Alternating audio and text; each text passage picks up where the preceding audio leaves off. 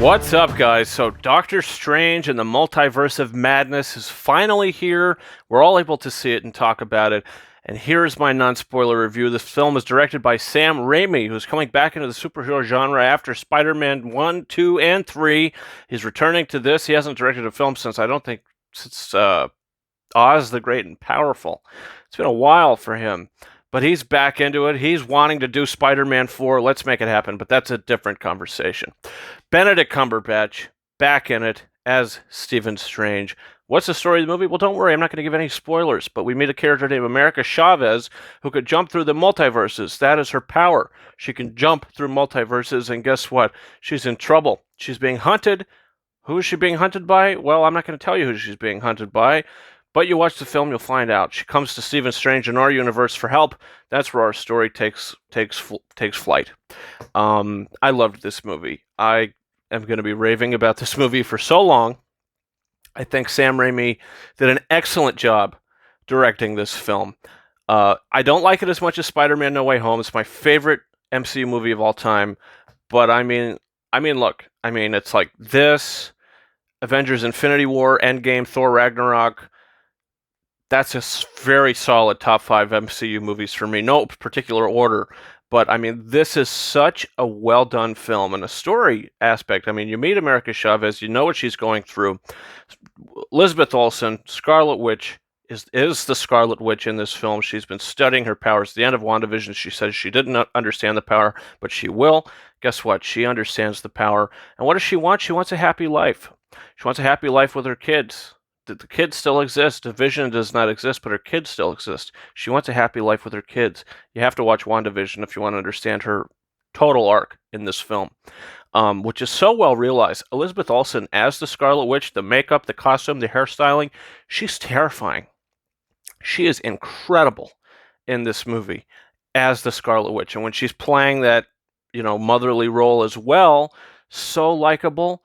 And she's just such a great actress. She can do both sides, and it works so well. And this is mainly her film.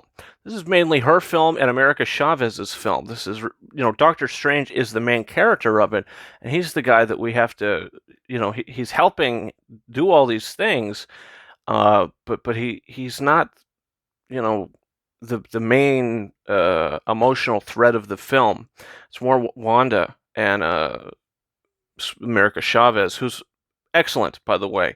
The actress who plays America Chavez, so good, so likable, so fun, and I can't wait to see her in the MCU again. She's so good in this movie. Such a good, likable character. I loved Wong so much. I love that character. And he has so much to do in this movie. Wong is given so much to do in this film, and I loved every second of that character. He's so good. All the characters are so well realized. Even Stephen Strange, who doesn't really have as much of a personal dilemma going on in this film, he really does hold his own because Benedict Cumberbatch is so good. The multiverse stuff, look, does it pay off? I think it does. Personally, for me, some people will be disappointed because you might not see what you want to see, but I think what you do see, I think is enough. I think it's quite enough. If they did more, I think the movie would have felt almost like over bloated. I think what they did worked so well. I love the use of Mordo in this film. If you see the Funko Pop, his name is Master Mordo. So why is he Master Mordo? Well, you're going to have to watch the movie to find out. I was kind of skeptical going into that aspect of it. Loved that aspect of it. Loved the multiverse aspect of it. Cameos, what we see, I think, is a beautiful setup to what we're going to be seeing in the future in the MCU, just to dip our toes into what's possible and what we'll be seeing. Danny Elfman's score, so good. I was afraid that he wasn't going to use any of Michael Giacchino's score from the first movie. Such a great score from the first Doctor Strange film. We just recently rewatched that. Such a great score.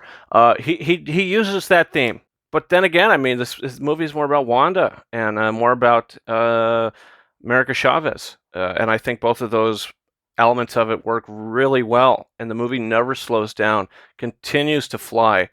And it never stops. Sam Raimi's direction is so well done. He's an excellent director.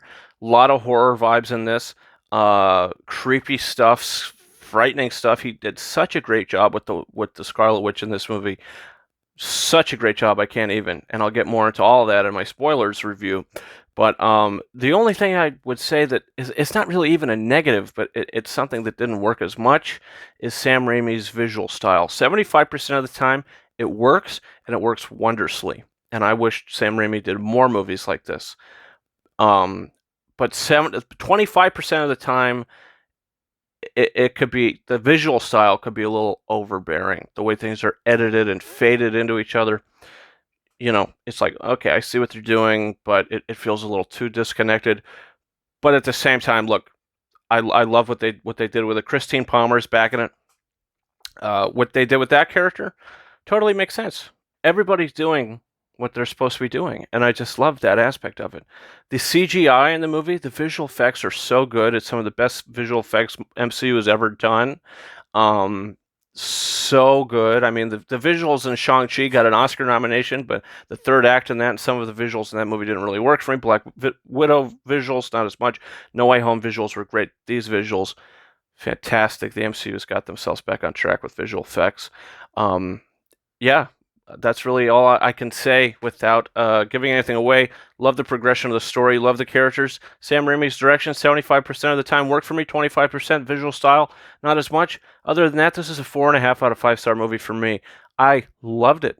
I'll say that. I loved it. And yeah, top 5 MCU movies in no particular order. Well, Spider-Man No Way Home is number 1. 2 through 5, no particular order.